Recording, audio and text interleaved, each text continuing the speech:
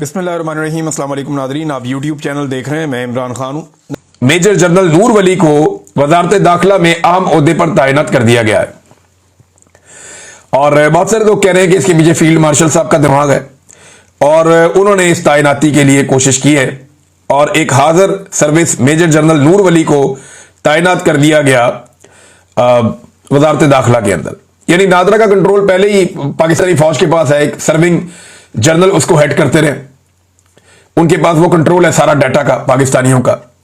और अब जो है वो ये जो है वजारत दाखिला में एक और इंपॉर्टेंट जगह पे एक और मेजर जनरल आकर बैठ गए।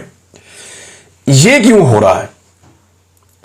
यानी ये तो सिविलियंस के इदारे हैं, इनको तो सिविलियंस ने कंट्रोल करना है और उन सिविलियंस ने कंट्रोल करना है जिन्होंने बाकी इदारों पर भी नजर रखनी है। तो इस मुल्क में तो एस्टेब्लिशमेंट का एहतसाब का सिलसिला ही खत्म हो जाएगा जब सारा का सारा कंट्रोल ही एस्टेब्लिशमेंट के बाद चला जाएगा। तो आहिस्ता आहिस्ता हो यह रहा है कि तमाम इदारों में अपने बंदे बिठाने के बाद पाकिस्तान की मिलिट्री एस्टेब्लिशमेंट आहिस्ता आहिस्ता पाकिस्तान के हर इदारे को अपने कंट्रोल में ले रही है। उन्हें ऐसा लगता है कि जितना अच्छा उनका कंट्रोल होगा पाकिस्तान के तमाम इदारों पे, उतने बेहतर अंदाज में वो अपनी मर्जी के फैसले कौम के ऊपर मुसल्लत कर सकेंगे।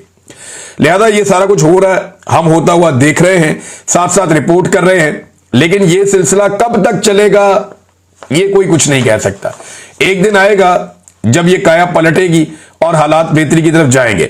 नाज़रीन, इंटरनेशनल ह्यूमन राइट्स फाउंडेशन ने भी पाकिस्तान के बारे में बड़ी तशवीशनाक एक ट्वीट की है और उन्होंने बताया कि 2 साल से इमरान खान साहब की कैद के हवाले से जो तहफ़्फ़ुज़ात हैं वो बताया कि जिस किस्म की डिटेंशन में इमरान खान साहब को रखा गया है और 5 अगस्त 2023 में वो गिरफ्तार हुए थे, अब 2 साल मुकम्मल हो गए हैं और जिस किस्म का इमरान खान साहब को फेयर ट्रायल का हक नहीं दिया गया, उनके फैमिली मेंबर्स को नहीं मिलने दिया जाता, उनके वकला को नहीं मिलने दिया जाता, ये सारी चीजें इस पोस्ट के अंदर लिखी हैं इंटरनेशनल ह्यूमन राइट्स फाउंडेशन ने।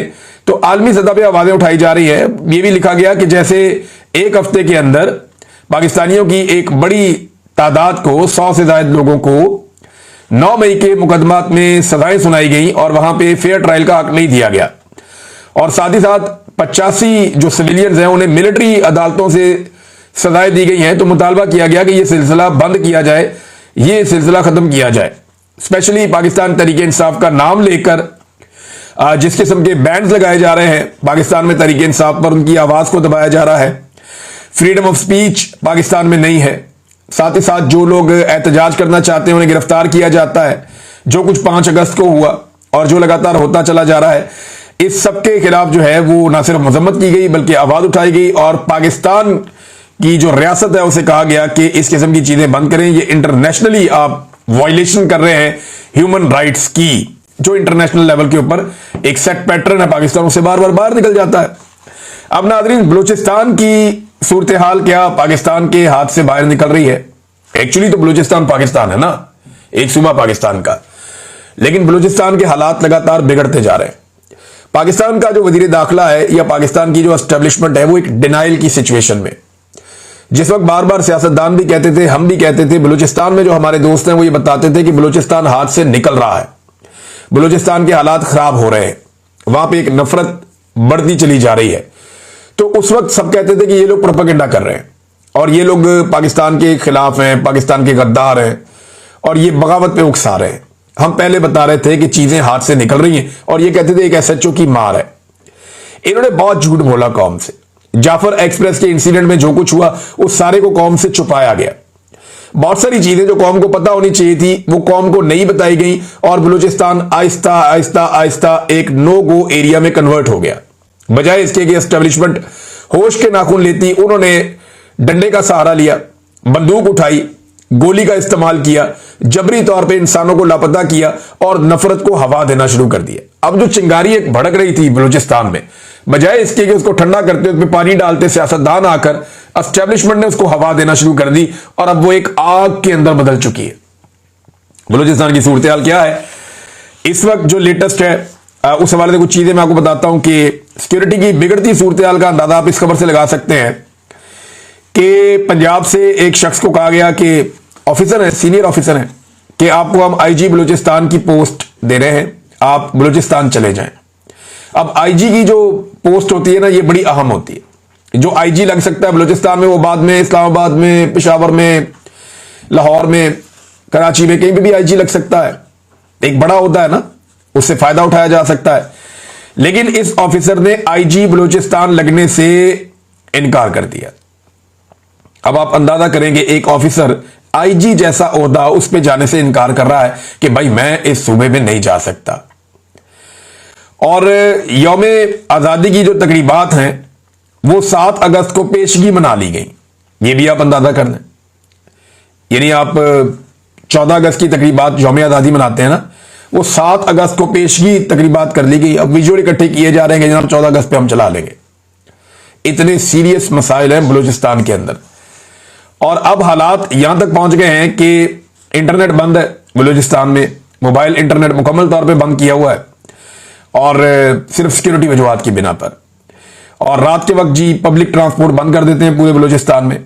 मगरिब के बाद कोई गाड़ी नहीं छोड़ते, कहीं किसी को नहीं जाने देते। और पंजाब जाने वाली बसों में 2 गनमैन तैनात किए जाते हैं अब हर बस के अंदर, ताकि लोग जो है वो हिफाजत के साथ पहुंच सकें। ऐसा पाकिस्तान में और कहीं नहीं होता। और पंजाब से आने वाली मुसाफिर बसों को सिर्फ दिन के वक्त सफर की इजाजत दी जाती है और नहीं दी जाती बाकियों को। जो अहले तशी हैं, जो ज़ायरीन हैं, इसमें सुन्नी भी चले जाते हैं, ये ईरान और इराक। तो इसमें ये जो ज़ायरीन जाते हैं इनको सड़क के जरिए जाने से मना कर दिया गया है। और सरकारी अफसरान और मेंबरान असम्बली को हदायत की गई है कि वो तनहा बिल्कुल सफर ना करें, बड़ी सिक्योरिटी के अंदर ट्रैवल करें। ये नाज़रीन बलूचिस्तान की सूरत हाल है। जो लोग ये दावा करते हैं कि बलूचिस्तान ठीक हालात में है, वो जाकर जरा आईना देखें और अपने गिरबान में झांकें कि उन्होंने इस डिनाइल में बलूचिस्तान को कहां तक पहुंचा दिया है। इंतहाई मखदूश सूरत हाल है। और इसको ठीक करने का तरीकाकार क्या है? सिर्फ एक तरीका है कि आप आईने पाकिस्तान पर अमल करें, आप जबरी गुमशुदगियां बंद करें, बलूचिस्तान के नौजवानों से बात करें।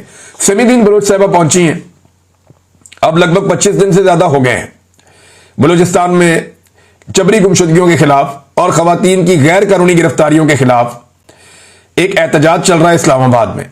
लोग रोजाना आकर बैठ जाते हैं धरना देने के लिए, एहतजाज करते हैं, कभी सड़क पे कभी कहीं, जहां उन्हें जगह मिलती है वो बलोच खवातीन है वो आकर बैठती हैं, वो एहतजाज करती हैं। अब समीदीन बलोच साहिबा ने वहां पे एक स्टेटमेंट दिया, उन्होंने कहा जी अगर हम रियासत को तस्लीम ना करते तो यहां पुरअमन सड़कों पर नहीं बैठते। अब ये कितनी क्लैरिटी के साथ वो ये कह रही है। पाकिस्तान की पूरी रियासत इन्हें दहशतगर्द साबित करने में तुली हुई है। जो लोग एहतजाज कर रहे हैं कि ये रियासत को नहीं मानते, ये तो दहशतगर्द है, वो अपने मुंह से कह रही है वहां बैठ के अगर हम रियासत को तस्लीम ना करते तो यहां पुरअमन सड़कों पर नहीं बैठते। आज हमारे हाथ में भी बंदूक होती, बंदूक उठाना आसान ऑप्शन होता। इस तरह इस्लामाबाद की सड़कों पर बैठकर आइन और कानून की बात करना जुर्रत और जमीर की बात है।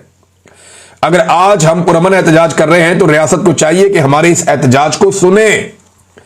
अगर इस तरह हमें दहशतगर्द बनाया गया तो फिर जो पुरअमन सियासी जद्दोजहद पर यकीन रखते हैं उनका भी एतबार उठ जाएगा। अब ये बड़ी अक्ल वाली बात है, एक खातून है वो कर रही हैं, रियासत को वक्त से पहले समझा रही हैं कि जो लोग अभी भी रियासत पे भरोसा करना चाहते हैं, जो लोग अभी भी चाहते हैं कि कोई हथियार ना उठाए, पुरअमन तरीके से बलूचिस्तान का मसला हल हो, वो सड़कों पर आकर बैठे हैं बजाय उनकी बात सुनने के। आप उनके ऊपर जुल्म और सितम कर रहे हैं।